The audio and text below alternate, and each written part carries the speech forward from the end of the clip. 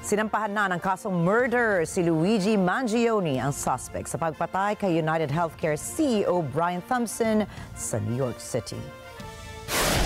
5 araw bago nahuli ng mga pulis si Mangione na nagtago pa sa Altoona, Pennsylvania. Ayon po sa inisyal na ulat, nakita ng isang customer at empleyado ang suspect na tahimik na kumakain sa isang sikat na fast food chain. Napansin nilang kumukha ng suspect ang litrato ng gunman ni Thompson, kaya kaagad silang tumawag ng pulis. Kaya nahuli naman itong si Mangione. Bukod sa kasong murder, sinampahan din siya ng kasong gun and forgery charges. Sinabi ni Mangione na naiintindihan niya ang mga kasong binasa laban sa kanya. Samantala, tumanggi muna magbigay ng komento ang pamilya ni Luigi Mangione ukol sa insidente.